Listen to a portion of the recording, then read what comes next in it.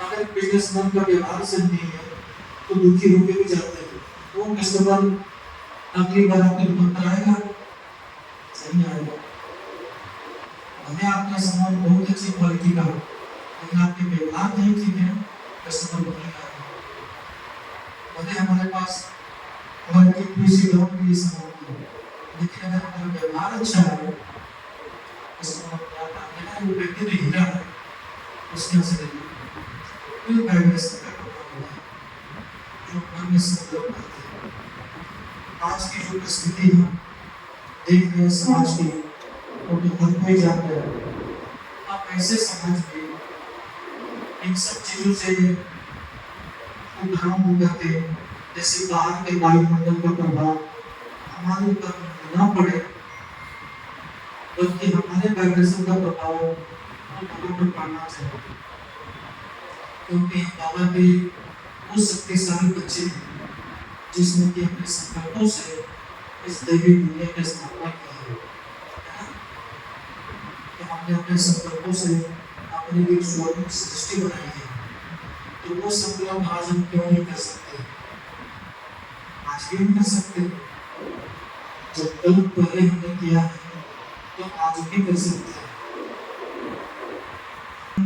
आपके व्यक्तित्व को निखारेंगे, समाज में आपकी गर्व पहचान करेंगे, और इन सब चीजों के लिए बहुत ही अटेंशन। और जब भी बाबा घर में आए तो प्रतिदिन मुरली सुने और अर्जुन मेडिटेशन का अभ्यास करें। ये हमारे जीवन की बहुत बड़ी उन्नति होती है।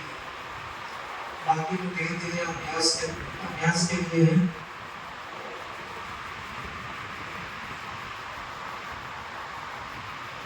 ओम शांति।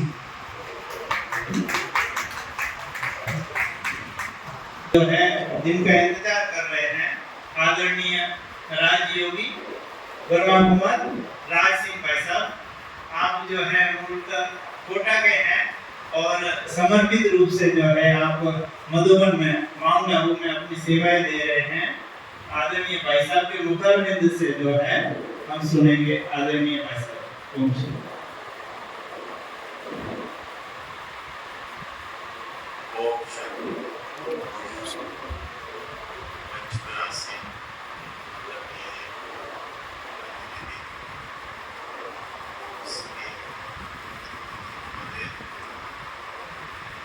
आज के कार्यक्रम में पधारे हुए व्यापारीगण भाइयों में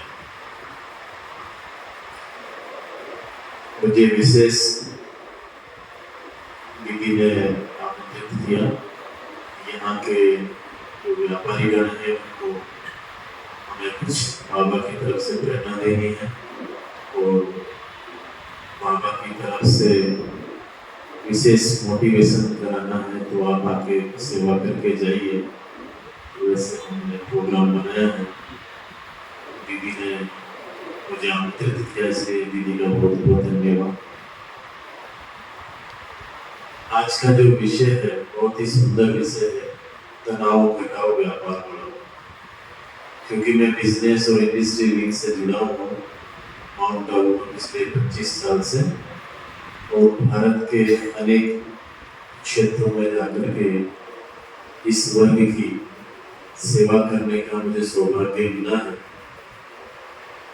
किसी भी देश की विकास की रीढ़ की हड्डी व्यापार होता है, उसकी अर्थव्यवस्था होती है। अगर कोई देश विकास कर रहा है, ग्रोथ कर रहा है, उसका सबसे बड़ा कारण है कि वहाँ का व्यापार कैसा है। तभी हम कहते हैं डेवलपमेंट, देश विकास कर रहा है। तो व्यापारी जो होता है वो एक धुरी के समान होता है। जैसे आपने देखा हो बैलगाड़ी के जो पहिए होते हैं, उसके बीच में एक धुरी होती है, उसके चारों तरफ पहिया जैसे घूमता है, जिसको बोलते हैं एक्सल। तो एक्सल अगर नहीं होगा तो पहिए नहीं चलेंगे। देश की अर्थव्यवस्था भी तभी आगे बढ़ती है जब व्यापारी आगे बढ़ता है। व्यापारी ही जब देश के विकास में विशेष योगदान देता है, देश बहुत आगे बढ़ता है। परंतु कुछ समय से देखा जा रहा है व्यापार के क्षेत्र में बहुत सारी चुनौतियां हैं, बहुत सारे चैलेंजेस हैं। उन चैलेंजेस को पार करने की समर्थता नहीं होने का व्यापारी तनाव महसूस कर रहा है। इसलिए यही एक विषय रखा है कि तनाव हटाओ, व्यापार बढ़ाओ। अक्सर लोग पूछते हैं, मैं कहीं जाता हूँ तो तनाव से व्यापार कैसे बढ़ेगा। मैं उनको बताता हूँ कि जब तनाव बढ़ता है तो फिर क्या होता है, गुस्सा आता है। पहली बात तो गुस्सा आता है, दूसरी बात फिर हम नशा करने लग जाते हैं। इसलिए कहते हैं मुझे पीने का शौक नहीं, पीता हूँ गम भुलाने के लिए।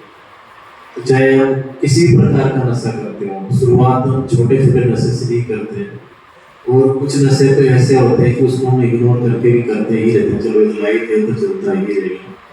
लेकिन हम धीरे धीरे उस नशे के आदी हो जाते हैं। तो जो हम कमाते हैं दिन भर सारा उसी में चला जाता है। इसलिए कहा जाता है व्यक्ति अपने जीवन का आधा हिस्सा अपने स्वास्थ्य का ख्याल ना रखे धन कमाने में लगा देता है, रात दिन एक कर देता है, और बाकी का बचा हुआ जीवन का आधा हिस्सा गंवाए हुए स्वास्थ्य को कमाए हुए धन से ठीक करने में लगा देता है। फायदा क्या हुआ, जितना कमाया उतना वापस चला गया। क्योंकि 50 साल तक हम कमाते हैं, 50 साल के बाद बीमारियां शुरू हो जाती है। इसलिए बैलेंस होना चाहिए। उन बीमारियों में भी हमारा ध्यान खर्च ना।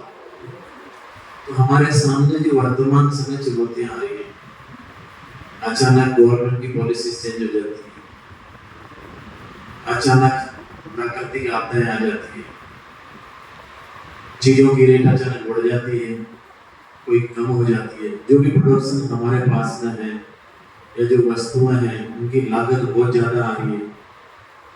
जितनी लागत आ रही है उतनी कीमत निकल नहीं पा रही है। लोगों से हमने लोन लिया हुआ है, बैंकों से लोन लिया हुआ है, दुकान मकान ये सब लोन पे है, कर्ज से ले रखे, किराया देना है, लाइट बिल है और बहुत सारे बिल है। इनका जब हम पालन नहीं कर पाते, समय पर दे नहीं पाते, मन में तनाव होता है। इसलिए आपने देखा होगा आए दिन अखबारों में कहीं ना कहीं ऐसे समाचार देखने को सुनने को मिलते हैं कि फलाने व्यक्ति ने सुसाइड कर लिया। अभी कुछ समय पहले एक व्यापारी का मैं सुन रहा था, जयपुर का था, दिल्ली का था, युवक बहुत ही अच्छा युवक था, यंग था, और उसने सुसाइड किया नदी में जाकर के। उसके 2 बच्चे तो छोड़ के चला गया। लेटर में लिखा मेरे ऊपर इतना सारा कर्ज हो गया था, वो कर्ज में चुका नहीं पाया। और उसका कर्ज नहीं था, उसके जो दोस्त थे उनको आगे बढ़ाने के लिए इसने लोगों से लोन लेकर करके उनको दिया, यहाँ की खुद की संपत्ति भी सेल करके उनको दिया। लेकिन जिन्होंने कर्ज लिया उन्होंने उसको लौटाया नहीं। तो हर व्यक्ति की मार्केट में गुडविल होती है, जब उस गुडविल पे आदमी खड़ा नहीं करता तो उसके अंदर की भावना आने लगती है, तनाव होने लग जाता है। तो तनाव के लिए क्या करें आप? मार्केट में कोई ऐसी दवा तो बनी नहीं है जिससे हम तनाव मुक्त हो सके। बनी ऐसी दवा? नहीं बनी है। नींद की गोली खा लेते, लेकिन जब तक सोते हैं तब तक तो उड़ जाती है नींद, तनाव कम होने की। जैसे ही जागते हैं फिर संकल्प चलने लगते हैं, फिर वापस तनाव होने लगता है।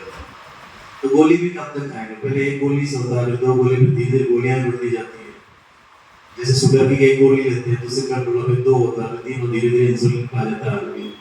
तो ये दवाएं जो है ये तनाव को खत्म नहीं कर पाती, सिर्फ कंट्रोल कर लेती कुछ समय के लिए। नींद आ गया मतलब 2-4-6 घंटे सो लिए, तो उसका स्थायी समाधान नहीं है। स्थायी समाधान क्या है? वो है मेडिटेशन। क्योंकि जो नींद की गोली में जो होता है केमिकल्स, वही मेडिकल जब मेडिटेशन करते हैं उससे भी बॉडी में रिलीज होता है। जैसे कि हमने इमली के बारे में सोचा, कहीं भाई इमली हाथ में लो उसको देखो थोड़ी देर, हमारे मुंह में पानी आ जाता है। क्यों आ जाता है? जैसे हम उसके बारे में सोचते हैं उसका गुण जो है खट्टा है, तो हमारे बॉडी से हार्मोन्स रिलीज हो जाते हैं। वैसे ही जब मेडिटेशन करते हैं तो हमारी बॉडी से अच्छे अच्छे हार्मोन्स निकलने लगते हैं। तो आजकल मार्केट में बहुत ज़्यादा कंपटीशन, बहुत सारी दुकानें हैं, उन्हें कारण भी तनाव होता है। तनाव के बिजनेस के अंदर बहुत सारे कारण हैं जो तनावग्रस्त हमें बनाते हैं। इससे हम मुक्त कैसे रहें? तो हमारा केवल लक्ष्य व्यापार करना नहीं है। हमारे साथ में एक व्यापारी के साथ में एक छोटे से मजदूर से लेकर बड़े से बड़ा नेतागण, बड़े से बड़ा राजनीतिक व्यक्ति जुड़ा होता है। सभी के बीच की हम दूरी होती है। हमारे पास केवल व्यक्ति माल लेने नहीं आता है, लेकिन माल के साथ साथ हमारा व्यवहार भी देखना आता है, जैसे भाई जी ने बताया। तो जब हम गुस्सा करेंगे किसी व्यक्ति पर, तो तनाव में बैठे सुबह से लेकर शाम तक, हम क्या करेंगे? अपने साथ में जो एक दो नौकर चाकर है, कर्मचारी है, उन पर गुस्सा करेंगे, ठीक से काम नहीं करता है, गाली गलौज करेंगे। तो आजकल भी क्या होगा, कर्मचारी भी क्या, उनको केवल तनख्वाह नहीं चाहिए, लेकिन तनख्वाह के साथ साथ क्या चाहिए? प्यार चाहिए। जब उनको प्यार करेंगे तो आपके पास रहेगा। अगर हम गुस्सा ही करते रहेंगे तो छोड़ के चला जाएगा और 10 की बुराई और करेगा। इनके पास नौकरी मत करना है, बहुत गुस्सा करते हैं, बहुत परेशान करते हैं, जहाँ तहाँ अपमानित करते रहते हैं। तो कई बार कर्मचारियों पर गुस्सा करते करते हमारे सामने जो कस्टमर आता है उसका भी हम गुस्सा करने लग जाते हैं, क्योंकि मन में तनाव भरा हुआ है। तनाव कहाँ आता है? पेट में आता है, कहाँ आता है? मन में भरा हुआ है। तो फ्रस्ट्रेशन में, और कई बार कस्टमर इस तरह के आते हैं वो आपको परेशान करें। एक तो पहले से ही परेशान है, दूसरा आपको बहुत सारे तरीके से परेशान करते हैं, तो गुस्सा आ जाता है। और आपने एक बार अगर गुस्सा कर दिया, दोबारा आपके पास आएगा?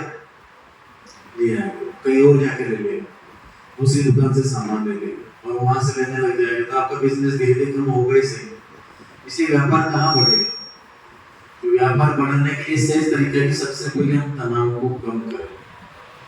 तनाव किन बातों से होता है कि तनाव की जो बातें हमारे सामने आती है उन बातों पे थोड़ा सा हम अटेंशन दें। समय बहुत तेजी से बदल रहा है, चीजें बहुत अपडेट हो रही है, टेक्नोलॉजी का एडवांसमेंट इतना ज्यादा हो रहा है। अगर उसके साथ साथ हम नहीं चले तो हम मार्केट में पीछे रह जाएंगे, क्योंकि ये पूरा विश्व क्या हो गया? ग्लोबलाइजेशन हो गया, पूरा विश्व एक गाँव हो गया। पहले गांव की चीजें गांव में मिलती थी, आजकल पूरे विश्व की चीजें हमारे पास आने लगी। तो अगर हमारी चीज में क्वालिटी नहीं होगी तो मार्केट में पीछे रह जाएगी। दूसरा, टेक्नोलॉजी इतनी एडवांसमेंट हो गई, उसके साथ साथ हमें बिजनेस को अपडेट करना पड़ेगा। जैसे कि बहुत समय की बात है, बॉम्बे में बड़े व्यापारी थे, उनको किसी ने कहा, उनका बिजनेस था धोतियों का। इस समय बहुत तेजी से बदल रहा है, आपका बिजनेस आगे चल के चलेगा नहीं, आप इसको चेंज करो।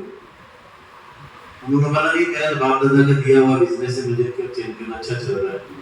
लेकिन उन्होंने सुधार नहीं किया, धीरे धीरे उनका व्यापार बंद हो गया। क्यों बंद हो गया? लोगों ने धोती पहनना बंद कर दिया, तो बिजनेस खत्म हो गया। वैसे ही टेक्नोलॉजी आप एडवांस देखो, पहले के जमाने में हम लोग ग्रामोफोन करके आता था, उसमें प्लेयर आता था, वो बजाते थे, धीरे धीरे अपडेट होता गया। फिर सीडी प्लेयर आया, वॉकमैन आया, प्लेयर प्लेयर आया, आजकल तो मोबाइल में सब कुछ आने लगा। पहले शादी समारोह में ज्यादातर बैंड बाजे बजाए जाते थे, आजकल भी है लेकिन कम हो गया। अभी उसकी जगह किसने ले ली? डीजे ने ले ली। तो बैंड बाजे वाले बेरोजगार हो गए। तो समय इतना तेजी से बदल रहा है कि टेक्नोलॉजी के साथ साथ हमें अपने आप को आगे चलना ही पड़ेगा। मार्केट में अवेलेबल रहना ही पड़ता है। जब मार्केट में हम ज्यादा टाइम देते हैं तो परिवार को टाइम नहीं दे पाते। परिवार वाले नाराज होते हैं कि आप तो हमेशा व्यापार में लगे रहते हैं। बच्चे हमेशा शिकायत करते हैं, पापा टाइम पे नहीं आते।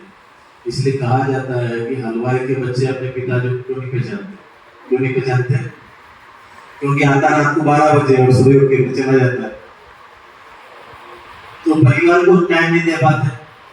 अगर परिवार को ज्यादा टाइम देते तो मार्केट में पीछे रह जाते। अगर हम दोनों को टाइम देते हैं, परिवार को भी देते हैं और मार्केट में भी देते हैं, अपने आप को टाइम नहीं देते, अपने लिए हमने क्या कमाया तो भूल ही जाते हैं। भगवान ने हमें इस धरती में भेजा है, बहुत अच्छी बात है। बाल बच्चों को पालना, पोसना, बड़ा करना, उनके लिए धन आय अर्जित करना, लेकिन हमने स्वयं के लिए क्या कमाया? हम जब इस दुनिया से जाएंगे तो क्या लेके जाएंगे? हमारे साथ हमारे परिवार वाले जाएंगे? कोई नहीं जाने वाला। हम अकेले आए थे और अकेले ही जाएंगे। तो जब अकेले जाएंगे तो हमारे साथ जाएंगे सच्चे कर्म, सत्कर्म। तो सत्कर्म हम कैसे सीखें? इसलिए जो व्यक्ति गलत कर्म करता है तो तनाव उसके अंदर होता ही है, चाहे कितना भी कोशिश कर लो। तो अगर मार्केट में आपका बिजनेस है, छोटा हो चाहे बड़ा हो, यदि आपका अंदर में कुछ वैल्यूज है, क्योंकि बिना वैल्यूज के बिजनेस चलता नहीं है। अगर वैल्यूज है तो आप मार्केट में हमेशा बने रहेंगे, आपकी गुडविल बनी रहेगी। मैं 2-3 साल पहले आसाम में गया था, वहाँ पे एक बाबा के बच्चे थे जिनका पेट्रोल का बिजनेस था और काफी मेडिटेशन का अभ्यास करते थे, बड़े खुश थे। तो मैं देखता था उनके पेट्रोल पंप में हमेशा मेडिटेशन के गीत बजते रहते थे, लोग आते थे जाते थे। एक बार अचानक छापा पड़ा पेट्रोल पंपों पे, तो कुछ पेट्रोल पंपों का गड़बड़ी दिखाई। क्या दिखाई दी? उसमें कुछ चिप लगाई हुई थी, उसमें कुछ मात्रा में वो लोग पेट्रोल कम देते थे। तो जो जो पेट्रोल पंप पकड़ाए ना उनको सबको सील कर दिया, क्योंकि वो घोटाला था एक तरीके का। लेकिन ये भाई का पेट्रोल पंप में कुछ भी नहीं मिला उनको, ये चलता रहा। अब जिनके पेट्रोल पंप सील हुए, उनके मकान, उनके जो ओनर थे, उनको एफआईआर दर्ज हुई, जेल में गए, काफी समय बाद जेल में रहे, फिर पैसा भरा, जुर्माना भरा, छूट के वापस आए, फिर भूले उनकी वैल्यू को। लेकिन जो कस्टमर थे, इनके पास ज्यादा आते थे, उनके पास कम हो गए। कारण क्या था? कारण क्या था? लोगों को दिमाग में ये व्यक्ति बेईमानी बहुत करते हैं और उनको दिमाग में ये जो है इसने ईमानदारी से काम किया है, तो उनके पास भीड़ वैसी थी। वो बोलते थे कि मुझे कमाई नहीं चाहिए कि लोगों को सर्विस अच्छी मिले, तो उसके कारण उनकी बिजनेस हमेशा चलता है। तो वैसे ही हम क्या करते हैं, बिजनेस में कई बार शॉर्टकट अपनाते हैं, ये कमा लें, ये कर लें। जब पकड़ाई में आते ना, तो वो क्या जो भी कमाया हुआ वो तो चला ही जाता है, लेकिन साथ साथ इज्जत भी जाता है, समय भी जाती है, सब कुछ चला जाता है। लेकिन अगर ईमानदारी से हम कर रहे हैं तो कम से कम इतना अच्छा होता है, नींद अच्छी आती है, सेल्फ रिलैक्स महसूस होता है, सेटिस्फैक्शन होता है। तो समय बहुत तेजी से बदल रहा है, समय के साथ साथ हमें बदलना पड़ेगा। एक कहानी मुझे याद आती है, एक बार एक व्यापारी था, वो व्यापारी टोपियों का बिजनेस करता था। गाँव गाँव टोपियाँ की गड्डी लेके जाता था, पूरे गाँव में बेच के आता था और उसका बिजनेस अच्छा चल रहा था। कुछ समय के बाद वही बिजनेस उसके बेटे ने किया। पहले जो बिजनेस करता था तो वो एक बार टोपी की गड्डी लेके गया, उसको कहीं नींद जैसा महसूस होने लगा, तो एक पेड़ के नीचे सो गया और जब नींद खुली तो क्या देखा? सुनिए स्टोरी आपने, क्या देखा? सारी टोपियां उसकी गायब थी। चारों तरफ नजर घुमाई, उसको कहीं टोपी मिली नहीं। तो उसने पेड़ के ऊपर देखा, सब बंदरों में टोपियां लगाई हुई। उसने अपनी टोपी नीचे फेंकी, सब बंदरों में नीचे टोपियां मिल गई। टोपियां इकट्ठी करी और वापस अपने घर आ गया। यहाँ तक तो स्टोरी हम सबने सुनी। अब ये इसके आगे की स्टोरी कोई टोपियों का बिजनेस उसके बेटे ने किया। बेटा भी गाँव जाता था, वो भी टोपियां बेचता था। वही बिजनेस उसके पोते ने लिया, पोता भी गाँव जाता था, टोपियां बेचता था। एक बार वो टोपी की गड्डी लेके गया, उसको भी नींद जैसा महसूस हो गया, पेड़ के नीचे सो गया और जब नींद खुली तो देखा उसकी टोपियां गायब थी। उसकी नजर सीधा पेड़ के ऊपर गई, देखा बंदरों टोपियां लगाई हुई है। उसने अपनी टोपी नीचे फेंकी। जैसे टोपी नीचे फेंकी, ऊपर जो बंदरों का सरदार था नीचे उतर के आया, पड़ी हुई जो टोपी थी अपने सिर पे लगाया और इस व्यापारी को जोरदार थप्पड़ मारा। व्यापारी कहता है थप्पड़ क्यों मारा? तो बंदर कहता तुम टोपी नीचे क्यों फेंकी? व्यापारी कहता है मेरे दादाजी ने कहा था कि बंदर जो है नरकंसी होते हैं, तुम जैसा करोगे तुम्हें देख के वो करेंगे। बंदर कहता कि वो तेरे दादाजी ने कहा था? मेरे दादाजी ने भी कहा था बेटा एक बार मूर्ख बन गए, बार बार मूर्ख मत बनना। तो वर्तमान समय ऐसा है कि आज के टाइम हम किसी भी कस्टमर को, किसी भी व्यक्ति को मूर्ख नहीं बना सकते। वो समय चला गया, हमने मनचाही रेट लगा दी, मनचाही हमने प्रोडक्ट दे दिया, वो जाके घर पे देखता है, अगर नहीं मिलती तो दोबारा अपने पास आता नहीं। और सबसे पहले गूगल में ही देख लेता है। आप चाहे मोबाइल दे रहे हैं, चाहे कोई भी चीज दे, गूगल में सर्च करके आता कि सेठ ने तो 10,000 का मोबाइल दिया, लेकिन गूगल में तो 9,000 का दिखा रहा है। तो एक बार ले जाएगा लेकिन दोबारा आएगा नहीं। लेकिन आपने अगर उसको सच्चाई से, ईमानदारी से उसकी ठीक से रेट बताई, उसकी क्वालिटी बताई, दोबारा फिर आएगा। चाहे आप मार्केट से बाहर भी जाएंगे दुकान खोलने के लिए तो भी वहाँ पे लोग जाते हैं, क्वालिटी चाहिए लोगों को। क्योंकि मैं कोटा से आता हूँ, तो हमारे कोटा में एक रतन सेव भंडार है, कचौरी वाला। तो मार्केट में जब उसकी दुकान थी तो शुरू में लाइन लगती थी, जैसे कि फ्री में दे रहा हूँ। लेकिन कुछ समय बाद भीड़ ज्यादा होने का कोटा से बाहर की तरफ जाके दुकान उसने खोली, वहां भी पब्लिक जाने लगी। कारण क्या था कि उसकी क्वालिटी बहुत अच्छी थी और बहुत अच्छी क्वालिटी से कोई समझौता नहीं करता। तो वैसे ही अगर हम मार्केट में अपनी गुडविल को बना के रखते हैं तो वैल्यू चाहिए, और वैल्यूज हमेशा कायम रखने के लिए आध्यात्मिक पावर चाहिए। हम सभी चाहते हैं कि हम गुस्सा ना करें, लेकिन गुस्सा आ जाता है, क्या करें, सिचुएशन ऐसी होती है। और बिजनेस के अंदर गुस्सा आ गया तो बिजनेस कभी आगे बढ़ नहीं सकता, वो बिजनेस डाउन होता ही जाएगा। तो गुस्से को कंट्रोल करने के लिए आध्यात्मिक चाहिए। हम सभी को भगवान ने कंट्रोल करने की ताकत दी है, लेकिन हम जगह नहीं देखते कहाँ सेट करना चाहिए। समझो मैं रोड पे जा रहा हूँ, बारिश का मौसम है, सामने से कोई बाइक वाला आया, उसने मुझे बाइक नजदीक से गुजारी, मेरे कपड़े खराब कर दिए, मुझे गुस्सा आ गया, मैंने उसको अपमानित करके तो गाली दे दी, उसने मुझे गाली दे दी, और बात आगे बढ़ गई, मुझे उसने थप्पड़ लगा दी, मैंने भी लगा दी, और बात आगे बढ़ गई, ज्यादा मारपीट होने की वजह से किसी पुलिस वाले को फोन कर दिया, पुलिस वाला मुझे उठा के ले गया थाने में, थाने एफआईआर दर्ज करके जेल में डाल दिया। जेल में क्यों गए? क्योंकि मुझे उसने गाली दी थी, वो मेरे से सहन नहीं, मुझे गुस्सा आ गया। अब आप देखिए, जेल में जाने के बाद पुलिस वाले, जेलर और कैदी, क्योंकि वहाँ कैदी कौन से होते हैं, वो भी अपराधी किसके होते हैं ना, गुंडे बदमाश होते हैं, उससे ज्यादा और गंदी गाली देते हैं। तो क्या हम वहाँ सहन करते हैं? नहीं करते? करते हैं, सुनते हैं। अगर वही चीज हम यहाँ से करते हैं, कोई बात नहीं, कपड़े गंदे हो धुल जाएंगे, क्या फर्क पड़ता है, साबुन से धोने, उससे कोई बात नहीं, आगे से ध्यान रखो। उससे क्या होता है, हमारा समय बच जाती है, इज्जत बच जाता है, धन बच जाता है। तो हमारे अंदर कंट्रोलिंग पावर तो है, लेकिन हम कंट्रोल नहीं कर पाते। समय गुजरने के बाद फिर हम सोचते रहे मेरे से गलती हो गई। ये कंट्रोलिंग पावर कहाँ से आती है? वो आती है मेडिटेशन, योग का अभ्यास करने से। योग का बहुत क्रेज है, हम सभी योग करते हैं, लेकिन वो जो योग है वो शरीर को ठीक करता है, मन को नहीं। गुस्सा कहाँ आता है? पेट में आता है, कहाँ आता है? दिमाग में आता है। तनाव भी दिमाग में आता है। ठीक इसको करना है, दिमाग को ही ठीक करना है। दिमाग को ठीक करने के लिए चाहिए राजयोग मेडिटेशन। आप दुकान पे बैठे हो, आप बिजनेस कर रहे हो, अचानक कोई इनकम टैक्स कमिश्नर आ गया, या घर पे इनकम टैक्स वाला आ गया, दुकान पे जीएसटी वाला आ गया, तो उनके टाइम पर कौन सा योग करेंगे? कपालभाति करेंगे तो चलेगा, अनुलोम विलोम करेंगे तो चलेगा? तो उस टाइम चाहिए धैर्य आसन। जितना आपका पेशेंस होगा, जितना आपके मन शांति होगा, जितना आप मुस्कुराते रहेंगे, स्माइलिंग रहेंगे, तो आप लोग क्या करते हैं, थोड़ा रीडर होते हैं, जो भी ऑफिसर्स आते हैं थोड़ा को रीडिंग करते हैं, आपका फेस रीड करते हैं कि क्या सोच रहे हो, उसी पे तो लोग इंक्वायरी करते हैं। आपका फेस अगर आपका स्माइल देने वाला है, खुश रहने वाला है, अंदर बाहर आप बैठे तो कितना भी जांच कर ले कुछ नहीं हो रहा, तो उस टाइम ये राजयोग मेडिटेशन काम करता है। और इस मेडिटेशन से क्या होता है? मेडिटेशन से हमारी आंतरिक शक्तियां बढ़ती हैं। इसलिए हम कमाते हैं रोटी, कपड़ा और मकान के लिए, क्योंकि वो शरीर के लिए चाहिए, तो शरीर के लिए कमाते हैं। तो शरीर जब जाएगा, शरीर छोड़ेगा तो ये पूरा हो, लेकिन हमें इसके अलावा और भी कुछ चाहिए। वो क्या चाहिए? सुख चाहिए, आनंद चाहिए, प्रेम चाहिए, पवित्रता चाहिए। अब वो एक दिन के लिए चाहिए, हमेशा के लिए चाहिए, हमेशा के लिए चाहिए, तो किससे मिलेगी? यहाँ का व्यापार इस शरीर के लिए, लेकिन ये भी एक व्यापार है। भगवान भी बहुत बड़ा व्यापार है, क्योंकि वो जो माल है, वो जो प्रोडक्ट वो भगवान के पास है।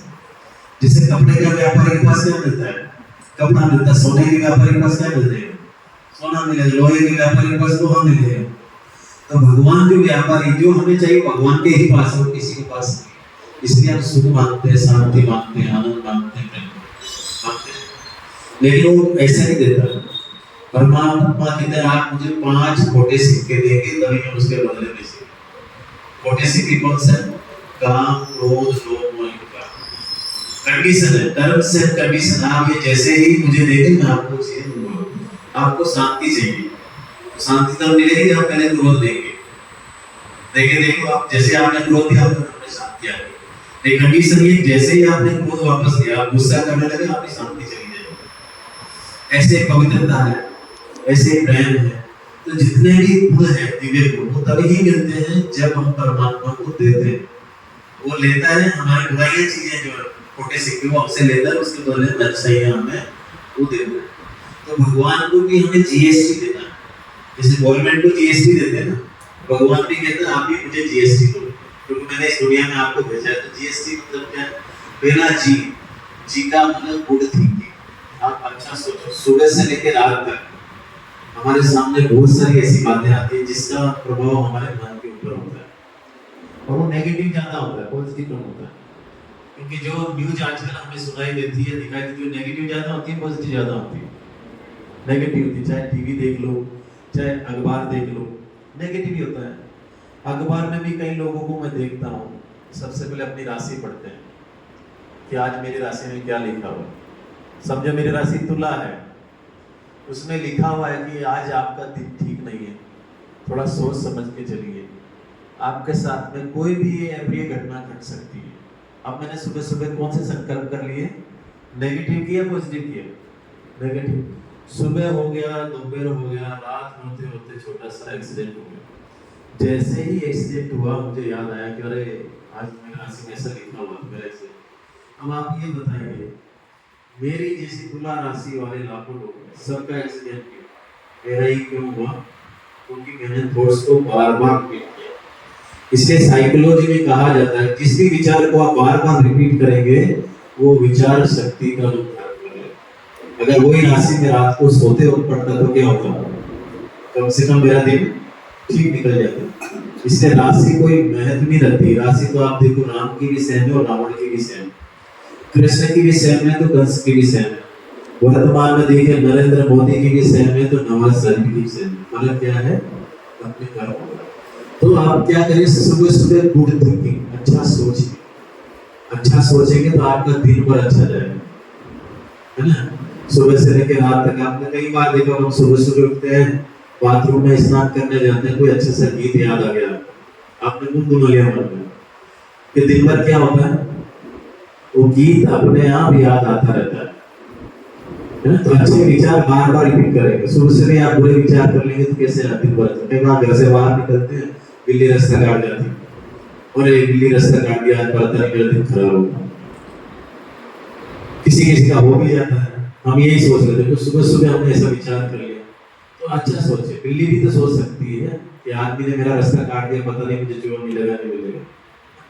तो एक तो क्या है, पहला जीवन गुड थी, अच्छे विचार रखे। दूसरा क्या है? एस मतलब सैटिस्फैक्शन। आज दुनिया में जो प्रॉब्लम है उसका कारण ये है कि सैटिस्फाइड नहीं है, ना बिजनेस से है, ना परिवार से है, ना दुनिया से। हमारे अंदर असंतुष्टि की भावना बढ़ती ही जा रही है। दाल रोटी चल रही है, उसमें हम संतुष्ट नहीं, हमें और चाहिए और चाहिए, और उसके कारण हम कैन प्रकार गलत तरीके अपना रहे हैं। इसके कारण दुखी होते जा रहे हैं। एक बार एक व्यापारी था, उसका कंबल का बिजनेस था, तो कंबल बेचता था। एक बार दुकान पे बैठा उदास था, तो उस राज्य का जो राजा था वो भेष बदल के गया कि मेरे राज्य में कोई उदास तो नहीं है। तो घूमते घूमते देखा है बिजनेस में बड़ा उदास बैठा हुआ है। उसने पूछा कि भाई तुम उदास क्यों? बोला कि देखो जी, बहुत आर्थिक मंदी चल रही, मेरा कंबल का बिजनेस है, कई समय से कंबल बिक नहीं रहे और मुझे बहुत सारा कर्ज चुकाना है, क्या करूं? तो राजा ने कहा बस इतनी सी बात, कल से तेरे कंबल बिकने लग जाएंगे। दूसरे दिन राजा अपने महल में आया और जितने भी अपने अधिकारी थे उनको आदेश दिया, कल से जो भी इस महल में आएगा, प्रवेश करेगा, एक एक कंबल लेके आएगा। अब दूसरे तीसरे दिन से उसके कंबल बिकने लगे, बिकते गए, धीरे धीरे सारे कंबल उसके बिक गए। 15-20 दिन के बाद फिर वो गया भेष बदल के राजा, और राजा ने सोचा शायद तो व्यापारी खुश होगा क्योंकि सारा बिजनेस उसका अच्छा चल रहा। देखा तो अभी भी उदास है, अभी भी तनाव में है। तो राजा ने उससे तनाव का कारण पूछा, उदासी का कारण पूछा। बोला अभी क्यों दुखी हो? तुम्हारे तो सारे कंबल बिक गए। बोला जी राजा जी, उदासी का कारण यही है कि पहले मेरा जो कंबल बिका वो 100 रुपए का बिका, फिर जैसे जैसे कंबल बिकते गए, रेट बढ़ती गई, लास्ट वाला कंबल मेरा 5000 का बिका। तो मुझे अफसोस इस बात का कि सारे कंबल अगर 5000 का बिकते मुझे कितनी कमाई होती।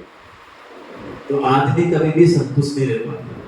तो जीवन में हम सैटिस्फैक्शन है, संतुष्ट है। भगवान ने जो दिया है बहुत दिया है, कोशिश करते रहे, लेकिन उसके लिए निरंतर अपनी चैन ना खोए, है ना? जिसे कहते हैं अपनी नींद हराम ना करें। हमारे राजस्थान में तो वैसे भी कहावत है, किसके लिए जोड़ना है? बच्चों के लिए जोड़ना। कहावत है, अगर यदि बेटा कपूत तो क्यों धन संचय। बेटा आपका कपूत है, उसके लिए क्यों इकट्ठा करना, वैसे बर्बाद कर रहे हो। यदि बेटा सबूत तो क्यों संचय। बेटा अगर सबूत है तो उसके लिए क्यों इकट्ठा करना, अपना कमा देगा। तो वेल्थ यानी धन तो बाप दादाओं से मिल जाता है, लेकिन वेल्थ के साथ विजडम चाहिए, सद्बुद्धि चाहिए। अगर सद्बुद्धि नहीं है तो बिजनेस वो चला नहीं सकता, मिला देगा नहीं। तो क्या करना है? जी का मतलब गुड थिंकिंग, एस का मतलब सेटिस्फेक्शन, और डी का मतलब ट्रांसपेरेंट।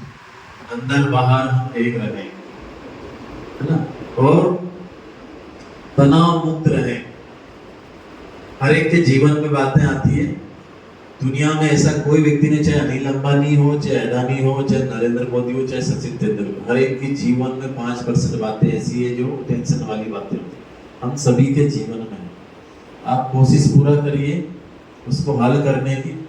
अगर हल नहीं हो रही है तो भगवान पे छोड़ दीजिए, टाइम आएगा अपना आप वो समस्या सोल्व हो जाती है। आपने देखा होगा जो आज से 4 साल 5 साल पहले जो प्रॉब्लम आपके सामने आई, आप बहुत टेंशन में थे, और आज उसके बारे में सोचेंगे तो आप महसूस करेंगे कि मैं उस बात को और अच्छे तरीके से हैंडल कर सकता था।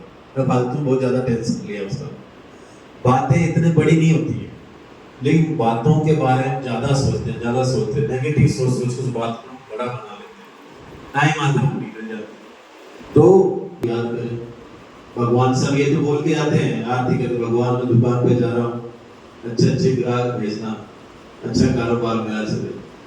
फिर वापस रात को आते हैं कि भगवान कोई भूल चूक हुई हो तो माफ करना, है ना। तो ग्राहक भी भेजते हैं अच्छा, लेकिन अगर हमारे कर्म अच्छे हैं, आप सोच के ही पॉजिटिव जाएंगे तो वहां पे उसका असर होगा।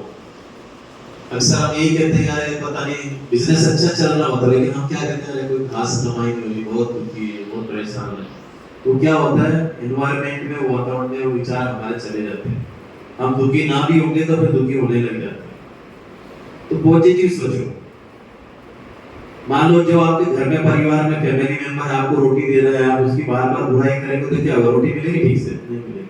तो जिस गल्ले पे हम बैठे हैं, जिस दुकान पे बैठे हैं, उसके बारे में जितना हम अच्छा से बोले, लॉस में भी चल रहे थे तो वो कहेंगे कि अच्छा चल रहा है, थोड़ा सा है बाकी अच्छा चल रहा है, बहुत अच्छा चल रहा है। तो धीरे धीरे वो बिजनेस भी अच्छा चलने लगा। तो पॉजिटिव थिंकिंग कहाँ से आएगी? वो मेडिटेशन करने से। ये जो यहाँ योग सिखाया जाता है, इस योग से ना केवल धन को फायदा होता है, लेकिन मन को भी फायदा। जब मन शक्तिशाली होता है, मन खुशियों से भरपूर होता है, दिव्य गुण हमारे अंदर आते हैं, तो बिजनेस अपने आप से। जैसे एक छोटी सी कहानी सुना के अपनी बात खत्म करना चाहूँगा। एक गिलास है, उसमें पानी भरा हुआ है, उस गिलास की कीमत 20 रुपए है। मैंने उसमें से पानी निकाल दिया, उसमें दूध डाल दिया, उसकी कीमत कितनी हो जाएगी? 40 रुपए हो जाएगी। मैंने इस गिलास में से दूध निकाल दिया, उसमें घी भर दिया, उसकी कीमत कितनी होगी? 100 रुपए। बात वही है, वैल्यू किसकी बढ़ रही है? जो उसके अंदर हम डाल रहे हैं। अब मैंने उसमें से घी निकाल दिया, उसमें मैंने चांदी के टुकड़े भर दिए, कीमत कितनी होगी? हजारों में। मैंने उसमें से चांदी के टुकड़े निकाल दिए, उसमें सोने के टुकड़े भर दिए, कीमत कितनी हो गई? लाखों में। मैंने उस गिलास में से सोने के टुकड़े भी निकाल दिए, मैंने उसमें डायमंड भर दिए, कीमत कितनी होगी? तो पात्र तो वही है, वैल्यू किसकी बढ़ती जा रही है? उसके अंदर क्या भरा हुआ। तो वैसे ही हमारे अंदर ये गिलास है, इस गिलास के अंदर हमने क्या भरा हुआ है? कीचड़ भरा है या दिव्य गुण भरे या अमृत भरे? वो हमारे ऊपर डिपेंड करता है। हम चाहते हैं, बहुत सारी बुराइयां हैं जो है हम निकालना चाहते हैं, लेकिन निकलने की कोशिश नहीं करते हैं, क्योंकि हमें उस चीज की नॉलेज है, लेकिन छूट नहीं पाता। चाहे वो शराब है, सिगरेट है, उनके ऊपर लिखा हुआ है शरीर के लिए हानिकारक है, छूट नहीं, क्योंकि ताकत नहीं है।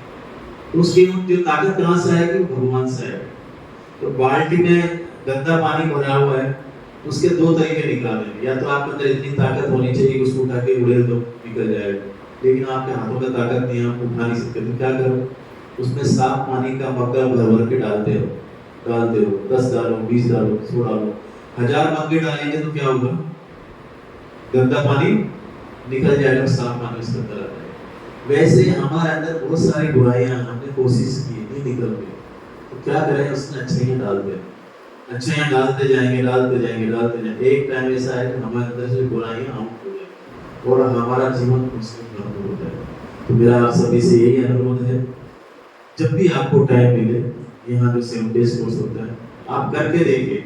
इस मेडिटेशन का अभ्यास जितना आप करेंगे, और ये ऐसा मेडिटेशन है, इसके लिए कोई विशेष जगह आने की या बैठने की जरूरत नहीं है। एक बार आप सीख जाएंगे तो आप अपने दुकान में, मकान में, सब जगह आप अभ्यास करेंगे तो आपको बहुत फायदा हो। केवल उसको अभ्यास करने की प्रैक्टिस यहाँ बताया जाता है, कैसे करना है। ड्राइविंग जब सीखता है तो उसको भी ड्राइविंग वाला स्कूल में जाना पड़ता है, एक बार गाड़ी सीख के तो कभी भी चला सकते हैं। वैसे ही मेडिटेशन सीखने का तरीका है जो यहाँ पे सिखाया जाता है। और आपसे अनुरोध है कि टाइम निकाल के 1 घंटा आइए। दीदियाँ यहाँ पे इसीलिए समर्पित है कि आपके जीवन में खुशियाँ आए, प्रेम आए, और वो मेडिटेशन सिखाने के लिए आपके यहाँ लिए 24 घंटे हाजिर। ओम शांति। धन्यवाद।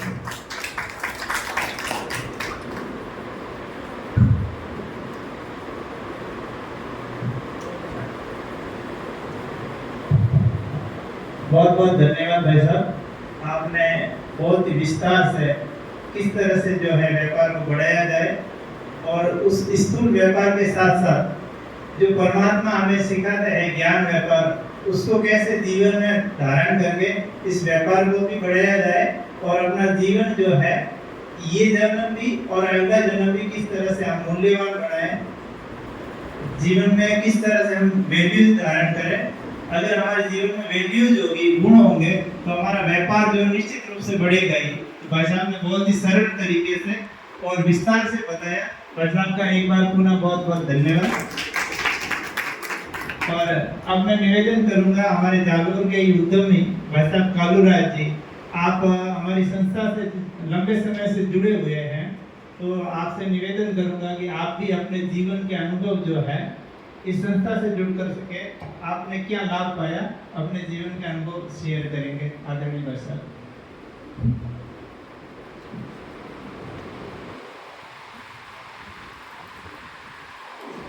परम पिता परमेश्वर, रंजू दीदी, पावना देवी और आज के मोटिवेशनल स्पीकर राज सिंह जी और आशुतोष जी भाई साहब, यहाँ पर विराजमान सभी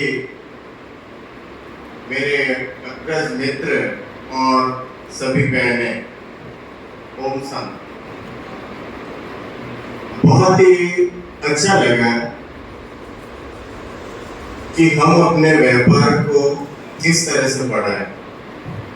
वैसे जनरली इकोनॉमिक्स में ये सिखाया जाता है कि आपको किसी भी व्यापार को चरम पर पहुंचाने के लिए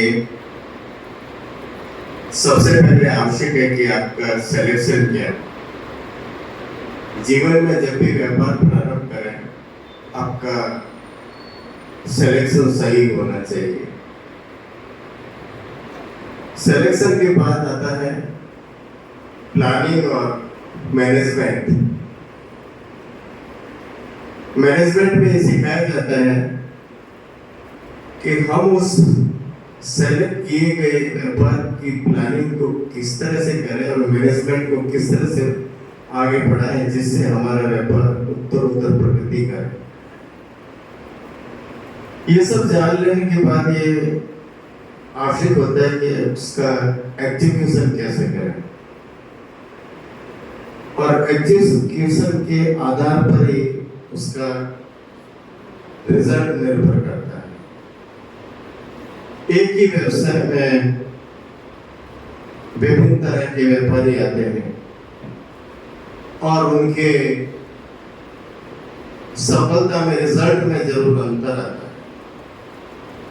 लेकिन आज इस मंच से हमने जो मोटिवेशन का इसमें एडिशनल किया है वो सबसे ज्यादा प्रेरणादायक। कई बातें ऐसी होती है कि आदमी स्कूली शिक्षा से बड़ी बड़ी डिग्री लेके भी व्यापार में आते हैं, लेकिन सफलता के वो सोपान नहीं पहुंच पाता है जहां एक दूसरा उस सोपान तक, उस लक्ष्य तक पहुंच जाता है। तो इसका मतलब है कि कहीं ना कहीं कुछ ना कुछ अंतर जरूर है। जैसा कि आपने भाई साहब ने फरमाया कि हम अपने व्यापार में मेडिटेशन के माध्यम से सकारात्मकता से आगे बढ़े, सोच को हमेशा सकारात्मक रखें और सकारात्मक सोच हमें आगे बढ़ने की निरंतर प्रेरणा देगा। अच्छे विचार रखेंगे, जैसा देंगे वैसा पाएंगे। कंबल का उदाहरण देके आपने जो संतुष्टि के भाव के बारे में बताया, ये एक बहुत ही महत्वपूर्ण चीज। इंसान सब कुछ पाके भी सब कुछ खो देता है, क्योंकि वहां संतुष्टि के भाव का अभाव होता है। हमने अपने व्यापार में बहुत पाया, लेकिन असंतुष्ट मन से हम आगे बढ़ेंगे तो एक स्टेज ऐसी आएगी कि हम अपना चैन खो बैठेंगे और वो हमारे व्यापार की गिरावट का प्रथम सोपान होगा। अंदर बाहर एक जैसे रहें, अपने जीवन में ट्रांसपेरेंसी रखें, और ये सब बातें हमारे जीवन में तभी आ सकती है कि हम परमात्मा की साक्षी में जहाँ कहीं भी मेडिटेशन का सुअवसर है, मेडिटेशन के लिए जाएं, जहाँ भी है, जैसी भी उपलब्धता है, और कुछ न कुछ परमात्मा को साक्षी रख के अपने बारे में अचेतन मन को जागृत करें।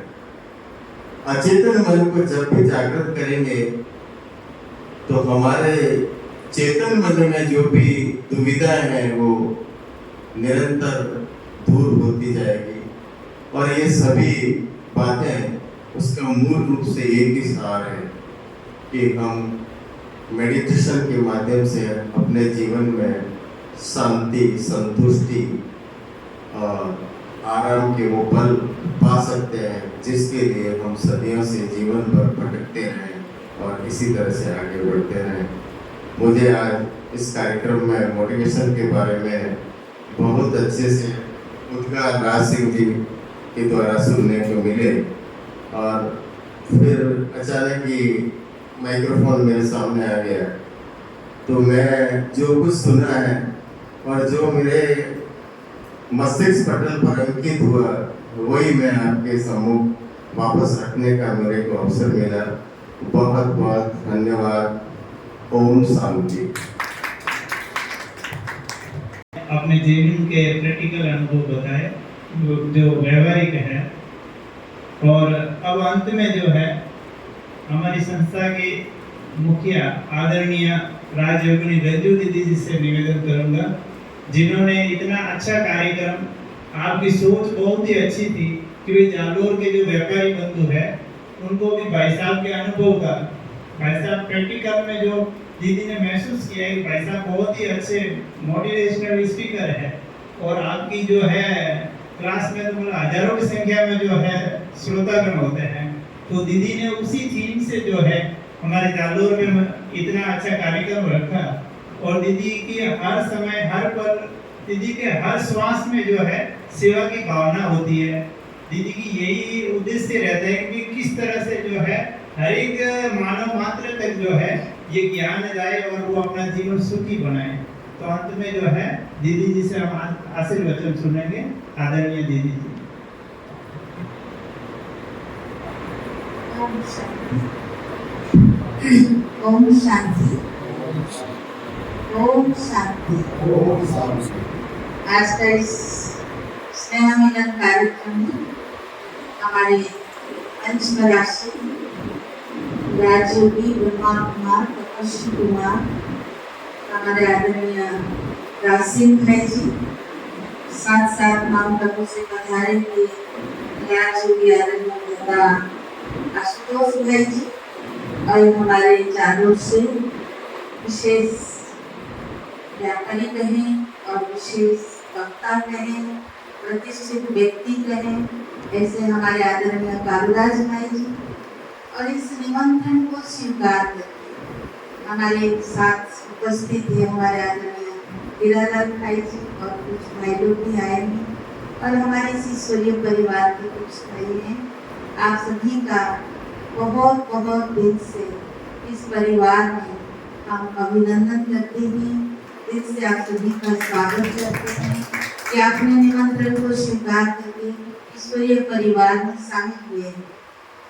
ये जो समय है, जैसे आपको भाई जी ने सुनाया कि हम व्यापार तो बढ़ाएं, धन तो कमाएं, लेकिन धन के साथ साथ हमारे जीवन में जो हमारी आवश्यकता है, जैसे हमारे आशुतोष भाई जी ने बताया, जो हमारे जीने के लिए चाहिए, शांति चाहिए, सुख चाहिए, खुशी चाहिए, आनंद चाहिए, प्रेम चाहिए, सम्मान चाहिए, समाज में प्रतिष्ठा चाहिए, ये सभी जो हम आकांक्षा अपने अंदर रखते हैं, क्या सारे चीज हमें धन के द्वारा उपलब्धि हो सकती है? उत्तम स्वास्थ्य चाहिए, क्या धन के द्वारा उपलब्धि हो सकती है? इसलिए कहते हैं कि अगर व्यक्ति के पास धन है ना, तो वो धन से बहुत अच्छा बिस्तर खरीद सकता है, लेकिन नींद नहीं खरीद सकता है। अगर व्यक्ति के पास बहुत धन आ गया, तो उस धन के द्वारा वो अपने घर में सब कुछ सुख के साधन, आवश्यकता के प्रमाण उपलब्ध करवा सकता है। क्या वो जीवन में सुखी रह सकता है? बंगला अच्छा है, बहुत कीमती करोड़ों का बंगला, और घूमने फिरने के लिए आजकल जैसे 4 व्हीलर बसेस वो नहीं, वो हवाई जहाज में डेली आना जाना करता है, इतना उसके पास धन है, लेकिन उसके परिवार में, उसके संबंधों में आपसी प्रेम नहीं है, सद्भावना नहीं है, स्नेह नहीं है। क्या वो व्यक्ति सुखी रह सकता है? खुश रह सकता है? बाहर से उसको बहुत आदर सत्कार मिल रहा है, लेकिन उसके परिवार में किसी के साथ उसका साथ में संबंध अच्छा नहीं है। क्या ये जीने के लिए आवश्यकता नहीं है कि संबंधों में जहाँ हम रहते हैं, जो हमारा परिवार है, जो हमारे पड़ोसी है, उनके साथ में मेरा सबके साथ संबंधों में प्रेम के आधार पर हम सुखी रहेंगे ना। अगर आपसे नफरत की भावना आ गई, बदले की भावना आ गई, ईर्ष्या की भावना आ गई उस स्थान पर, क्या हमारा मन खुश रहेगा? तो वो कहाँ से मिले? बाजार से आज जालो में कोई दुकान देखकर जहाँ आप शांति खरीद सकते हैं, मन का खुशी और प्रेम संबंधों के लिए खरीद के ला सकते हैं। ये सब कहाँ मिले? आज आप सभी ने भी, मैं कल गई थी ना राखी बांधने के लिए, कालराज भाई को निमंत्रण देने के लिए, तो सबसे पहले मैंने कहा भाई साहब, ये जो रक्षाबंधन हम बहनें आपको बांधने आए, ये रक्षा सूत्र है, तो आपको पता है बहन क्यों बांधती है राखी? क्या हमारे देश में, भारत में हमारी नारी शक्ति सुरक्षित है? अरे भाई, इतना बड़ा हादसा हो गया, एक डॉक्टर की लाइफ के साथ परिवार में, मैंने कहा आप सोचिए, रक्षा हमारा कौन करता है? रक्षक कौन है? आज के समय के अनुसार केवल नारी शक्ति की सुरक्षा चाहिए, पुरुष को नहीं चाहिए। आज सबका जीवन है कि अनिश्चित तौर पे गुजर रहा है, कोई श्वास की भरोसा नहीं, कभी भी कहीं पर भी व्यक्ति कर सकता है और उसका अंतिम श्वास छोड़ सकता है। लेकिन हम जाएंगे ये तो निश्चित, लेकिन हमारा जाना कैसे होगा, आगे हमारा यात्रा कैसे होगा, क्या उसके बारे में हमें नहीं सोचना है? आज आप किसी जगह पे यात्रा पर जाएंगे, 1 महीना के लिए बाहर जाएंगे, घर से व्यापार छोड़ के कहीं आप घूमने जा रहे हैं, तो क्या आप उसकी तैयारी नहीं करते हैं कि भाई मुझे 1 महीना बाहर जाना है? बिना तैयारी के आप उठ के चल पड़ेंगे? तो जब हम इस दुनिया में आए हैं और हम सबको पता है एक दिन आना है, तो एक दिन जाना भी है, और जाना की डेट हमको किसी को भी पता नहीं है। आने के बाद हमारा तिथि तय हुआ कि हम फलाने दिन जन्म हुए, जाने के बाद दूसरे लोग हमारे तय करेंगे फलाने दिन वो व्यक्ति चला गया, लेकिन हम खुद कब जाएंगे हमको पता है। तो जब हमारे को अपनी जाने की समय पता नहीं है, क्या हम जाना निश्चित है, तो हम कुछ तैयारी नहीं करेंगे आगे की यात्रा कैसे? अभी तो मैंने अपनी मेहनत से सब कुछ सेट कर दिया, बंगला है, 5 बच्चे हैं, बैंक बैलेंस है, गाड़ी मोटर है, मेरे पास सब कुछ है। जब मैं इस दुनिया से यहाँ से ये सभी टूटी ड्रेस छोड़ के जाऊंगी तो मुझे आगे की यात्रा में क्या मिलेगा, कैसा मिलेगा, इसका निर्धारण कौन करेगा? भगवान करेगा या मुझे स्वयं को करना पड़ेगा? आपको जाना है यात्रा में, आप पैदल जाएंगे, बाइक में जाएंगे, 4 व्हीलर में जाएंगे, फ्लाइट में जाएंगे, तय कौन करता है? आप स्वयं करते हैं। करते या नहीं करते कि मुझे किस तरीके से जाना? इसलिए ये संसार से हम सभी को जाना ये निश्चित है, लेकिन मुझे अपनी तरीका, किस तरीके से मुझे जाना है, क्या साथ में लेकर जाना है, ये भी हमको तय करना है। इसलिए इस रक्षाबंधन पर रासिम भाई आए, बहुत सुंदर विचार दिए, लेकिन फिर भी हमारे मन में खुशी तो है कि आप सभी भाई आ गए, लेकिन जितनी संख्या में आप सभी को लाभ लेना था उतना आप सभी बच्चे प्रयास नहीं, कमी रहा। लेकिन फिर भी समय कभी नष्ट नहीं होता है, हमारी मेहनत कभी नष्ट नहीं होता है, ये तो हमें विश्वास है। क्योंकि जो व्यक्ति जितना जागरूक होता है उतना वो दूसरों को जगाता है। तो ये सिद्ध करता है हम अंदर से कितने जागरूक है, हमारे सोच किस प्रकार का है, हमारा कर्म क्या है, ये हमारे सोच की क्वालिटी पर डिपेंड करता है। तो हमारी सोच जागृत अवस्था में लाने के लिए आज इस रंगे मौके पर, स्नेह मिलन के कार्यक्रम के मौके पर मैं सभी भाई बहनों से निवेदन करूँ कि सभी अपने जीवन की आत्म उन्नति के लिए, अपने आत्मविश्वास को बढ़ाने के लिए, आत्मशक्ति को जागृत करने के लिए सभी के अंदर एक शुभ संकल्प हो कि हमें सुबह सुबह बिस्तर छोड़ देना, अपने विचारों को सकारात्मक बनाने के लिए, ईश्वरीय शक्ति के वरदान को प्राप्त करने के लिए हमें शुभ संकल्प लेना है अपने प्रति और अपनी लाइफ। जल्दी उठना है और जल्दी सो जाना है।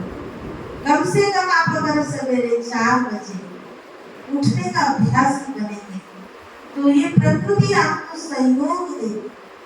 आपकी मानसिक स्वास्थ्य और आपकी शारीरिक स्वास्थ्य के लिए आपके मन में सुंदर सुंदर विचार आएंगे, सुंदर बातें आप सुनेंगे, परम सुंदर सत्यम शिवम सुंदर वो निराकार शिव परमात्मा को दिल से याद करने का अभ्यास करेंगे। वो सबका दिल लेने वाला दिल वाला है, उनको अपने दिल में बसाना और दिल वाला बाबा को आप जितना भोलेनाथ शिव जी को जितना प्यार से याद करेंगे उनकी दया आपके ऊपर बरसती रहेगी निरंतर। आपको मांगना नहीं पड़ेगा, क्योंकि हम सभी उस रचयिता की सत्यम शिवम सुंदरम की रचना, सुंदर रचना, सबसे श्रेष्ठ सुंदर रचना मनुष्य। तो हम रचयिता सत्यम शिवम सुंदर, तो उसकी रचना भी तो सुंदर है ना। तो हम रचना को मांगना नहीं पड़ेगा, अधिकार से उससे हमको प्राप्त होगा जब हम उसकी आज्ञा का पालन करेंगे। तो उसकी पहली आज्ञा है कि बच्चे अपने को देह नहीं, एक निराकार ज्योति आत्मा समझो, कि आप एक चेतन शक्ति आत्मा हो, आपके अंदर अनंत शक्तियां सर्व गुण है, उसको आप इमर्ज कर और उसके लिए आप सुबह जल्दी उठने का अभ्यास करो और उस परमात्मा को याद करो कि हे पिता परमात्मा, हे दादा, आपने मुझे इतना श्रेष्ठ योनि मनुष्य योनि में जन्म दिया है और ये जन्म मेरा सफल, मेरा स्वान सफल हो, मेरा कर्म सफल, मेरा जीवन दूसरों के कार्य में उपयोगी बने। आप सभी जानते हैं जानवर जब मर जाता है ना, उसकी हड्डियां को हो, उसकी चमड़ी को हो, इंसान उसको उपयोग में लेता है, लेकिन मनुष्य मरने के बाद ये मनुष्य शरीर किसी काम का नहीं है। ये जमीन में खाद होने के लिए काम आ सकता है और नहीं तो उसको जला के राख करके छोड़ देते हैं, क्योंकि कोई उपयोग नहीं। केवल ये नाशवान शरीर को चलाने वाली अविनाशी शक्ति आत्मा इस शरीर का मूल्य को बताता है जब इस शरीर के द्वारा हम श्रेष्ठ कर्म करते हैं। सारे संसार में कर्मों की ही पूजा है, कर्म का ही गायन है। महान आत्मा देव आत्मा, पाप आत्मा, भ्रष्टाचारी आत्मा, पापी आत्मा, किसके ऊपर लेबल लगता है? आत्मा के ऊपर लगता है। कभी कोई तो नहीं कहता है पापी शरीर। तो हम अपने आत्मा का मूल्य को बढ़ाने के लिए जो मूल्य दाता परमात्मा है, उनको याद करने का सरल विधि सहज योग राजयोग सीखे, अपने आंतरिक शक्ति को पहचान करके जागृत करें। मैं यही शुभ आशा रखती हूँ कि आज के दिन में आप सभी संकल्प करें। संकल्प में शक्ति है, संकल्प में शक्ति। जैसा हम सोचेंगे वैसा हम करेंगे, वैसा हम बन जाएंगे। ये है संकल्प बीज कि मुझे सुबह जल्दी उठना है, अपने लिए थोड़ा समय निकाल करके आत्मचिंतन, परमात्मा चिंतन, प्रभु चिंतन जरूर करना है। तो इससे क्या होगा, सारे दिन में ना आप जो भी कार्य करते हैं ना, उस कार्य के लिए आपको सही समय पर सही टचिंग। एक अनुभव सुनाते, बहुत बड़े व्यापारी भाई जो कि उसका होलसेल धंधा है और उनके 3 बेटे हैं, घर परिवार भरा पूरा परिवार अग्रवाल समाज की जब पूरी समय थी। वो भाई बहुत साधारण लेवल में उनका बिजनेस चलता था और उनको जैसे जैसे परिवार में धंधे में जैसे कहा ना तनाव होता है, टेंशन होता है, तो हमारी प्रदर्शनी लगी थी, कानपुर डिस्ट्रिक्ट है, वहाँ पर चित्र प्रदर्शनी एक जगह लगी। तो भाई वो धार्मिक थे, तो प्रदर्शनी में महादेव जी के मंदिर में जाकर चित्र प्रदर्शनी समझे तो उनको अच्छा लगा। तो बोले हम यहाँ नया क्लास खोलेंगे, मेडिटेशन ट्रेनिंग रहेगा, तो आप आके मेडिटेशन ट्रेनिंग करेंगे। तो बोले सुबह सुबह मंदिर जाता हूँ, 1 घंटा आके मेडिटेशन सीखूंगी। तो सीखने के बाद वो मंगेलाल भाई को इतना अच्छा लगा, तो अपनी पत्नी किताबों भी साथ में ले गया, सेंटर खुल गया था। बोले आप भी चलो शाम। तो पति पत्नी दोनों रेगुलर उन्हें क्लास की। तो धर्मशाला में उस समय मकान दिया गया था, मकान नहीं मिला था, तो इतना सारा लोगों को महीना भर रह के धर्मशाला में क्लास चलाए। केवल वो एक ही परिवार जुड़ गए और कुछ थोड़ी माताएं पड़ोस पड़ोस से आते थे, लेकिन स्थायी रूप में बहने भी कम है, मकान तो नहीं मिल रहा है, क्या करेंगे।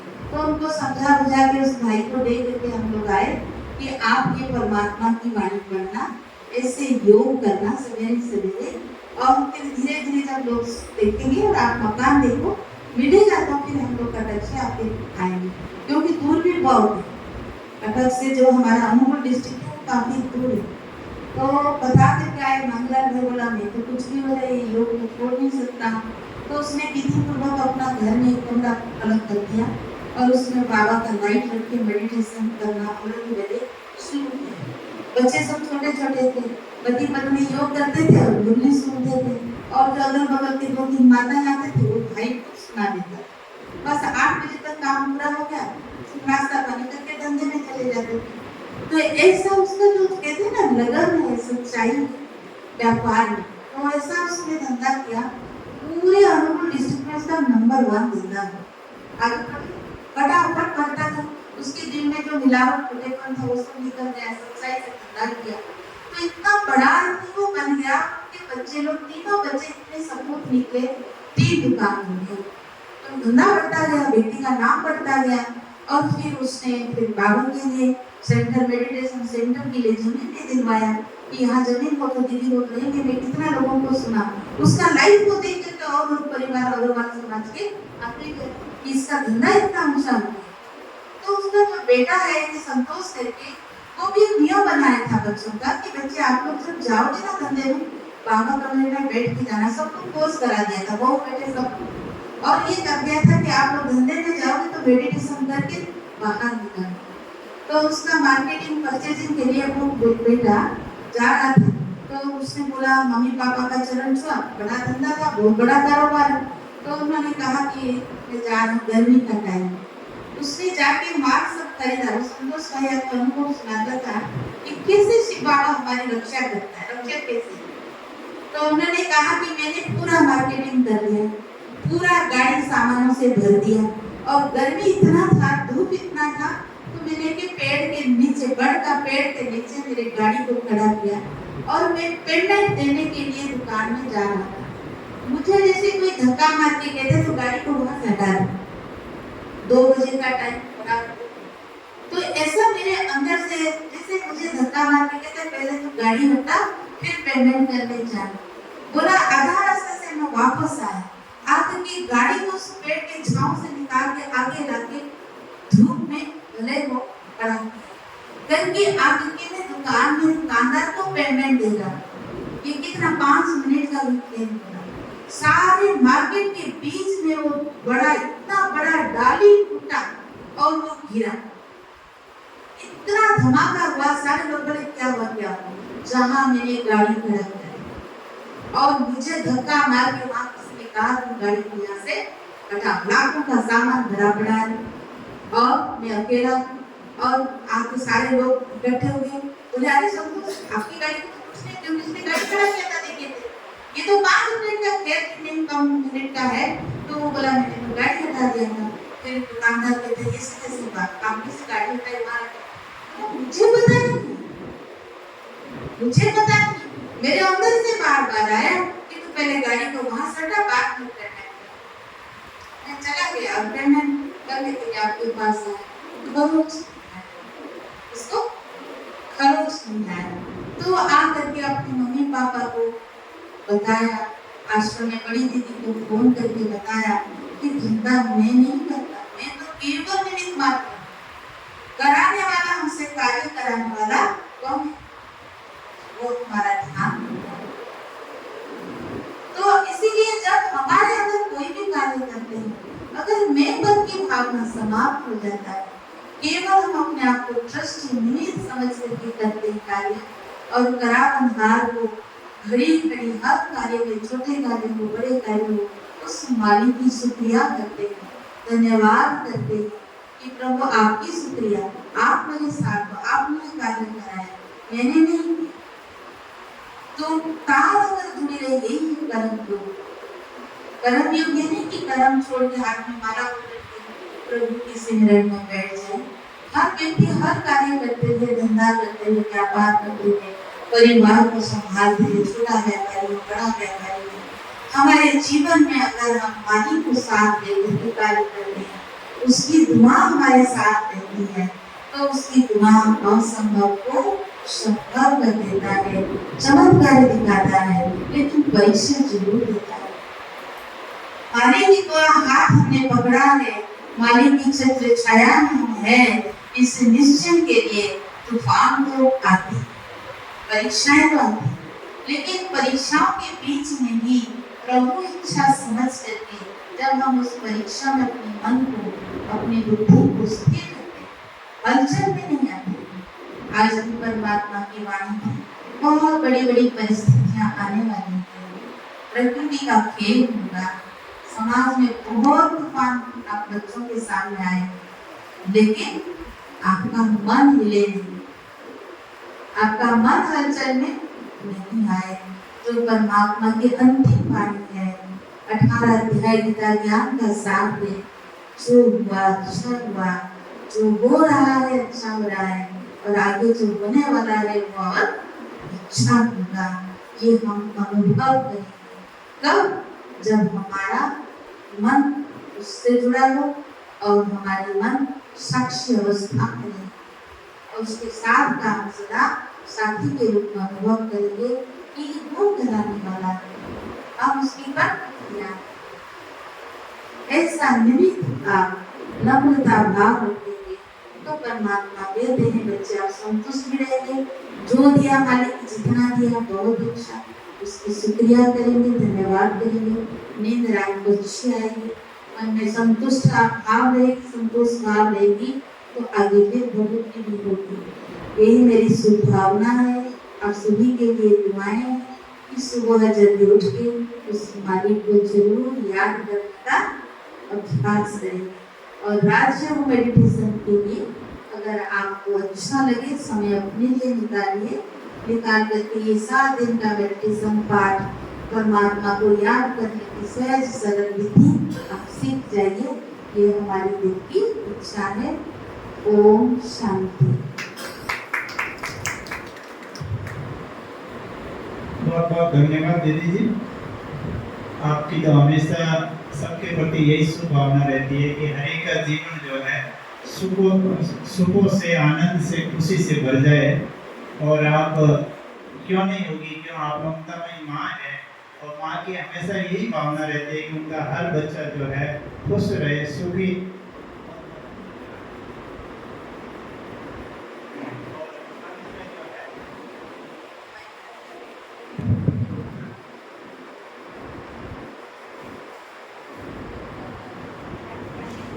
कल रक्षाबंधन है, सॉरी, आज हमारे आश्रम में जो है आज रक्षाबंधन का समारोह मनाया गया है। और जैसा कि भाई साहब ने भी जो है स्पष्ट किया रक्षाबंधन क्यों मनाया जाता है, और दीदी जी ने भी स्पष्ट किया कि रक्षा जो है हमारी आत्मा की रक्षा के लिए परमात्मा हमें जो रक्षा कवच बांधते हैं वो स्पष्ट किया। तो दीदी जो है सभी जो मेहमान है उनको ये परमात्मा का जो है रक्षा सूत्र बांधेंगे। ओम शांति। खुशियाँ